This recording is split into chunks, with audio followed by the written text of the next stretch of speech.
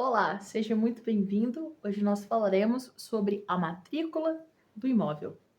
A matrícula do imóvel é o primeiro documento a se pensar quando a gente vai falar em imóveis. Quando a gente vai falar em comprar um imóvel, em dispor de um imóvel, a gente precisa ter a matrícula em mãos.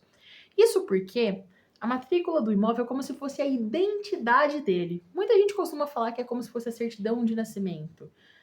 Também contém dados do nascimento dele, mas contém toda a sua história. E justamente o seu número e tudo aquilo que identifica uma matrícula é também informação responsável por identificar esse imóvel, com um grande objetivo de individualizá-lo em relação a todos os imóveis que estão registrados e compõem o acervo dos cartórios. Primeiramente, como que eu faço para solicitar uma matrícula? Para solicitar uma matrícula é muito simples. Você vai precisar do número dela, ou do endereço, ou nome do proprietário. Se você não tem o número, o primeiro processo é fazer uma busca no cartório pelo proprietário e tendo o endereço, para que esses dados sejam cruzados e essas informações sejam encontradas no indicador real e pessoal dos cartórios, que são os livros onde são feitas essas buscas. Atualmente, esses não são livros como a gente imagina, de abrir lá e um monte de página. Na verdade, esses indicadores eles são eletrônicos, eles são digitais. O cartório identificando, ele vai te passar esse número e, consequentemente, você pode solicitar a sua certidão tranquilamente. Recebendo o documento, você vai receber um documento como esse daqui. Obviamente, é um documento fictício, sem os dados de pessoas reais, sem um dado de imóvel real. E nele você vai conter algumas informações. A gente vai começar pelo número. O que esse número quer dizer? Esse número é a sua inscrição imobiliária. E vale ressaltar que inscrição imobiliária é diferente de cadastro municipal. O cadastro municipal é o número que ele recebe enquanto cadastrado junto à prefeitura, para fins de recolhimento de tributos, outros tipos de taxas.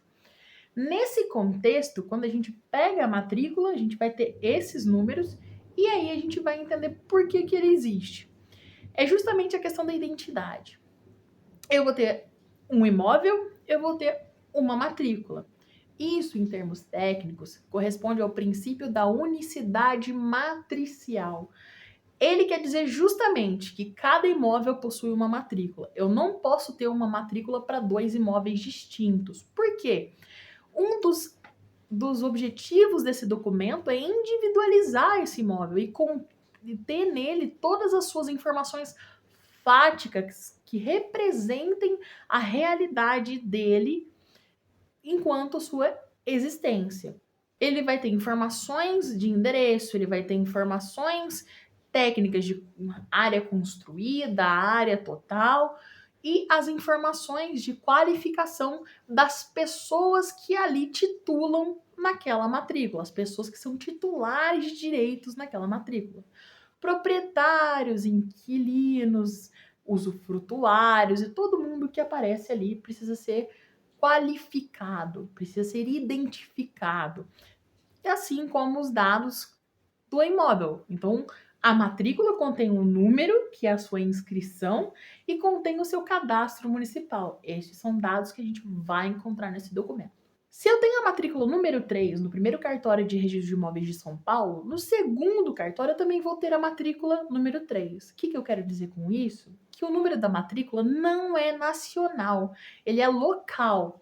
Ou seja, em todos os cartórios vão ter matrículas 1, 2, 3, mas ele não é um cadastro geral. Então, sua matrícula é a número 10 do cartório de São José do Rio Pardo e a sua matrícula é o 10 do cartório de Campinas, sei lá, um dos cartórios de Campinas, por exemplo. Então, esses números vão se repetir de local para local. Agora, como que se faz a constituição de uma matrícula em questão de atos de registro e atos de averbação? O que é isso, ato de registro, ato de averbação?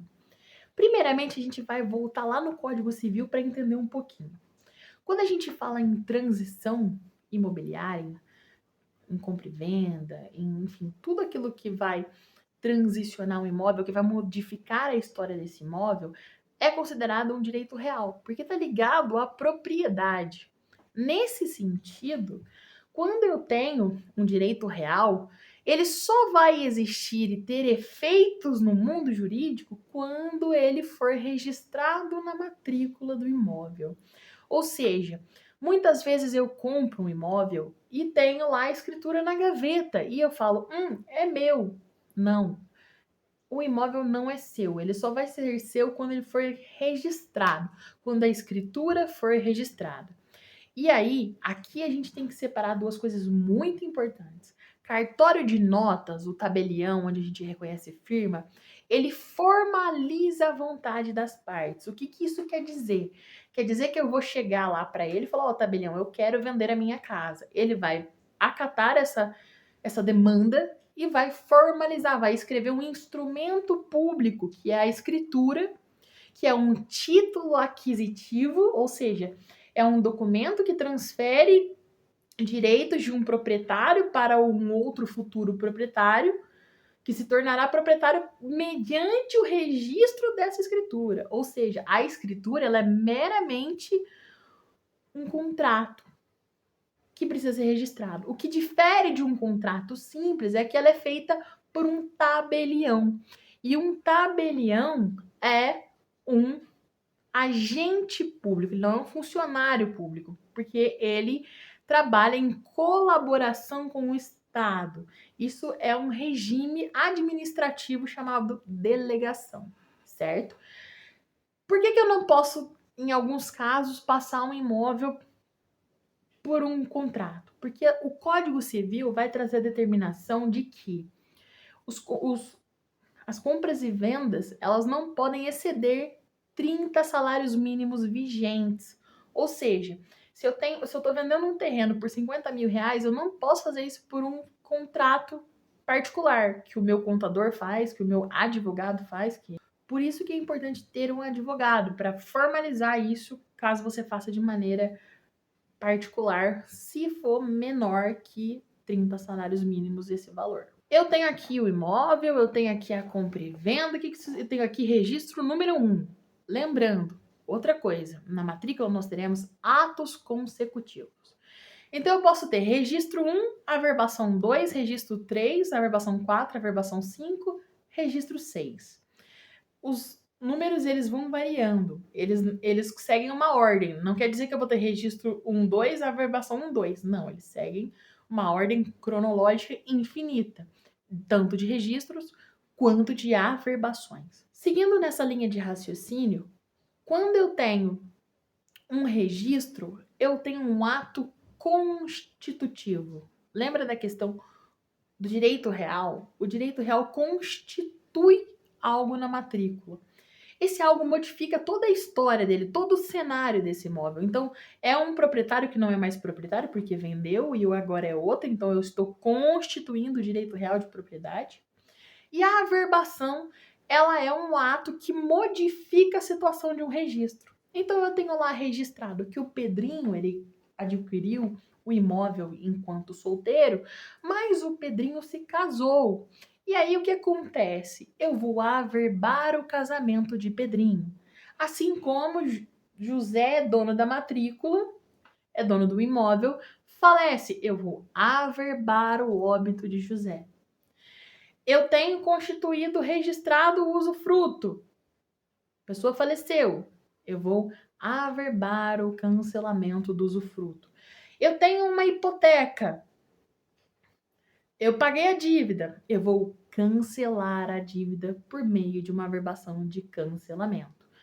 Então, o peso jurídico é o mesmo de registros e averbações. Não tem uma discrepância entre o registro, ele é maior, a averbação é menor. Esse é um equívoco quando a gente pensa, porque imagine, a averbação ela modifica toda a situação de um imóvel, assim como o registro também.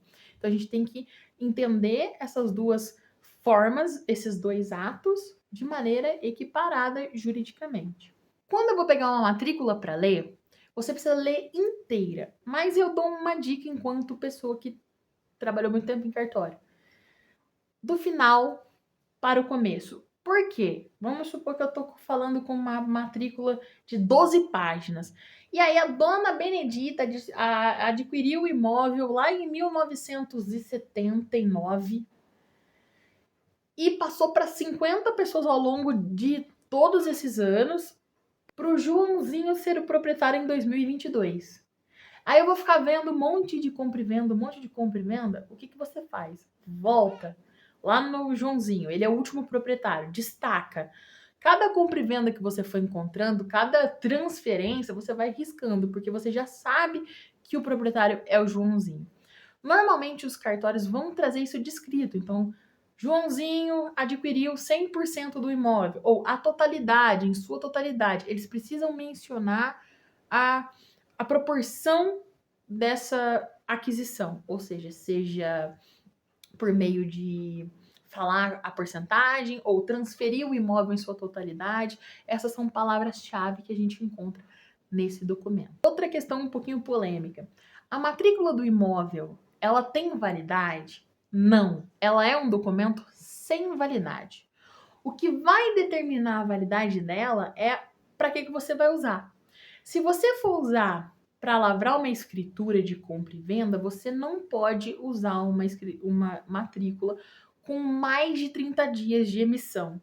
Então, se eu peguei a matrícula hoje, dia 28 de março, e eu vou fazer o meu registro, vou lavrar minha escritura no dia 1º de junho, eu não posso, porque eu preciso estar com ela atualizada em 30 dias. Por que isso acontece? Porque a matrícula é um documento fácil de passar por atualizações. Então, eles vão pedir isso. E aí, os bancos seguem a mesma regra para formalizar contratos e outros tipos de negócios seguem essa regra dos 30 dias. Alguns cartórios até trazem timbrado lá que vale por 30 dias, mas em essência a matrícula não tem validade, ela é um documento que está falando lá. E o que vai desqualificar ela de estar desatualizada, materialmente falando, é ter um novo ato a partir do último ato que você tem naquela que você emitiu. Então, é um documento sem validade. Mas o que vai determinar a validade é o seu intuito com ele. Dito isso, e sabendo toda essa lógica que envolve esse documento, é muito importante lembrar que quando você vai adquirir um imóvel, você deve pedir a matrícula. Porque a matrícula vai trazer todas as questões jurídicas que envolvem esse imóvel. Se ele tem ações, se ele tem.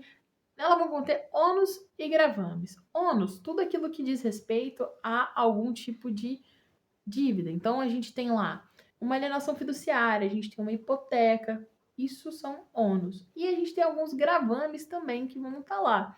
Então, ações, algumas cláusulas restritivas. E estando na matrícula, você tem todo o respaldo jurídico para dizer não. Porque qual é o objetivo de uma certidão da matrícula do imóvel? É a publicidade. Esse é um princípio básico do registro de imóveis. Por quê? Quando eu torno essas informações públicas, elas têm efeito contra todos. O que no direito a gente fala em eficácia erga omnes. Essa eficácia, ela diz respeito ao seguinte: eu não posso alegar que eu não sabia, porque é um documento público. Tudo que está escrito ali é vero, é real, foi inscrito por um agente público que é o registrador. Ele tem fé pública e aquilo que está escrito ali tem presunção de veracidade. A sociedade presume que aquilo realmente é uma verdade. Laura é dona do imóvel, ponto final. A matrícula diz que Laura é dona do imóvel. Portanto, tenham muita atenção a esse documento, solicitem, busquem informações e, se precisar de alguma coisa, só comentar aqui que eu venho ajudar. Obrigada.